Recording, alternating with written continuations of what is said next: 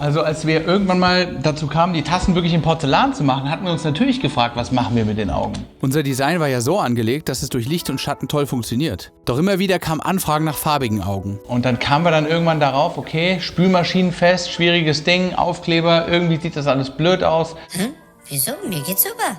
Jetzt allerdings haben wir die Möglichkeit, ein System anzuwenden, was uns hat aufhorchen lassen. Und da probieren wir das dann doch nochmal mit den farbigen Augen. Also fingen wir an, am Rechner zu tüfteln, wie wir die Gestaltung der detaillierten Augen aus unseren animierten Filmen in ein stilisiertes Design für einen Aufdruck tunen können.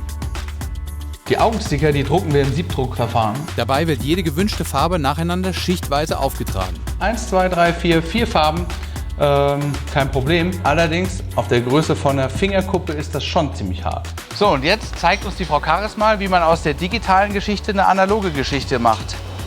Wow, die Dinge haben ja eine gelbe Brille. Damit hat sie jetzt quasi die Referenz geschaffen für alle anderen Aufkleber, die draufgebracht werden müssen. Aber bevor das auf allen anderen Tasten passieren und die Special Edition starten kann, muss unser Porzellan ab unter die Dusche. Selbst hinter unserer kleinen Auflage steckt eine Menge Arbeit. Ab zur Megaspülmaschine. Und hier wird jedes einzelne Teil per Hand ein- und ausgeräumt zum Spülen.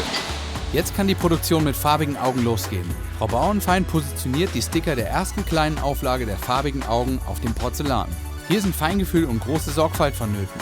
Denn nur auf staub- und fettfreiem Porzellan bleiben die Sticker dauerhaft und fehlerfrei an Ort und Stelle. Auch hier geht nichts automatisiert. Jede einzelne Tasse bekommt ihren Augenaufkleber per Hand angefeuchtet, aufgebracht und haargenau justiert. Also die Idee mit dem Stick zwischen den Augen ist ziemlich cool, wäre ich gar nicht drauf gekommen. Ich hätte die Dinger wahrscheinlich noch einzeln mit der Pinzette hingeschoben, aber naja, so ist es. Ohne den Game-Stick zwischen den Augen wäre eine Produktion nicht zu realisieren.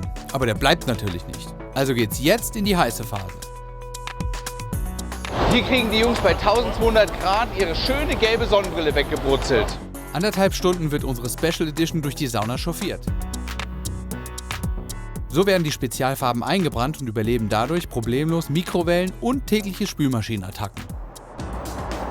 Schön kuschelig. Und nun geht's zur Qualitätskontrolle. Mal sehen, ob Frau Herbrecher alles durchwinkt, damit unsere Special Edition auch bald in unseren Shop kommt. Na Leute, schau mir mehr in die Augen. Und? Freut man jetzt. Wie, gefällt mir nicht. Leider schaffen es nicht alle ins grüne Körbchen. Ja, und da ist auch noch Ralf. Ganz schön viel Handarbeit für den Glanz in den Augen. Und wie kommen die Dinger sonst in den Shop? Ich lasse sie verpacken und dir zuschicken. Unser Sondervertriebsleiter der BHS unterstützt uns, wo er nur kann. Und so haben einige unserer Babys das Licht der Welt mit farbigen Augen erblickt. Auch wenn wir die weiße puristische Version lieben, müssen wir gestehen, dass diese Special Edition ein echter Knaller geworden ist.